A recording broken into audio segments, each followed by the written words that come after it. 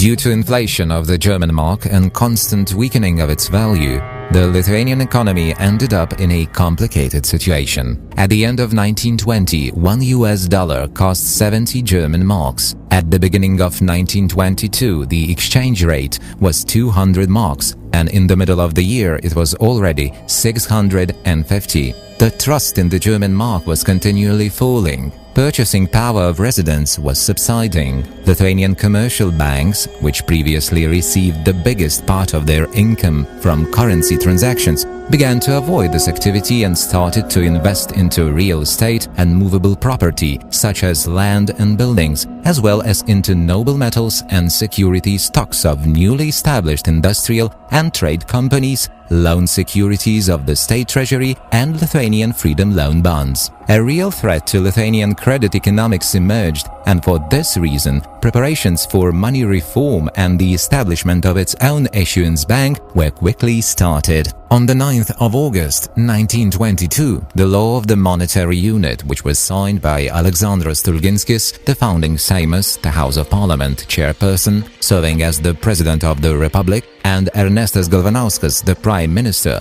was enacted at the founding Seimas. The law declared, "The monetary system of the Republic of Lithuania is based on gold.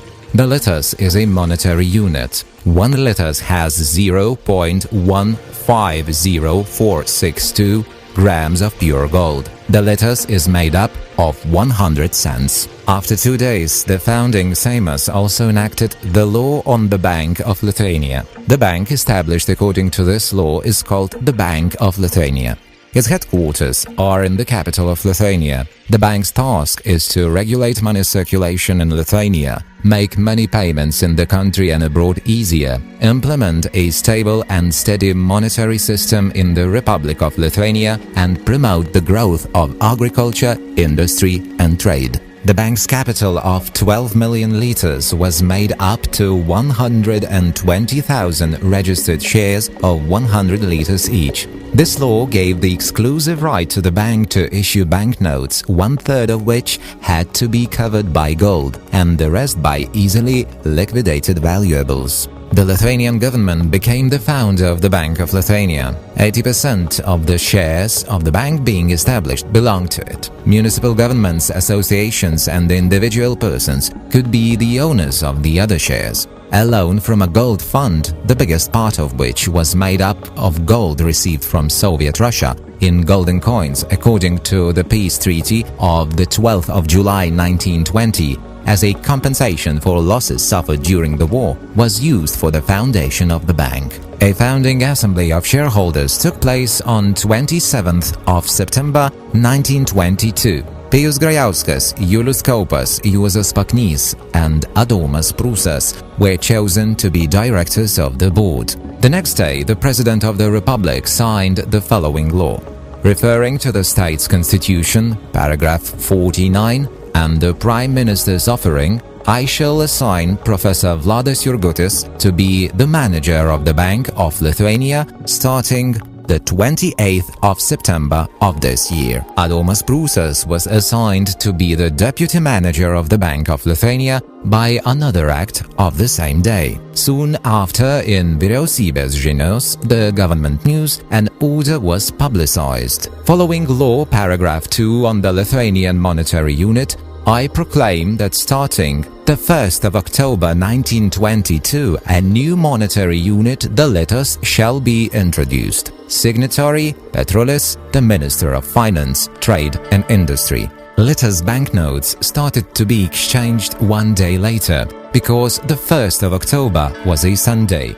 On Monday, the 2nd of October, at tills of the Bank of Lithuania and state treasuries, which had a broad network in the country, Ostmarks called auksiniai started to be exchanged into litas at an officially set rate.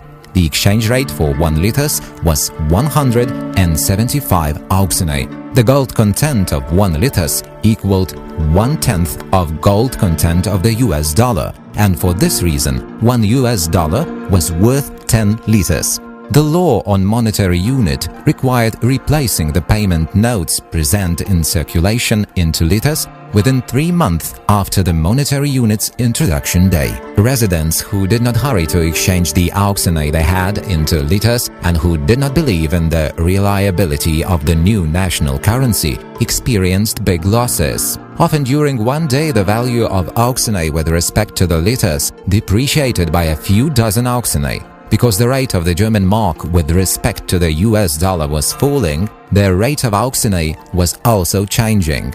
At the end of the month, it fell to 500 auxinae for 1 litas, and at the end of the year, 1 litas was already exchanged into 850 auxinae. The Bank of Lithuania, in attempt to increase trust in new currency, passed a decree to not put into circulation a single litas that was not 100% covered by gold and foreign currency reserve. This decree was strictly followed, and sometimes banknote coverage only by gold made up more than 120%. Implementing the money reform at banks, other credit establishments, and government institutions was a tremendous job. Deposits in saving banks, credits, loans, issued securities, money orders received from foreign countries, goods at storehouses, and other valuables had to be recalculated into the new national currency, the litas.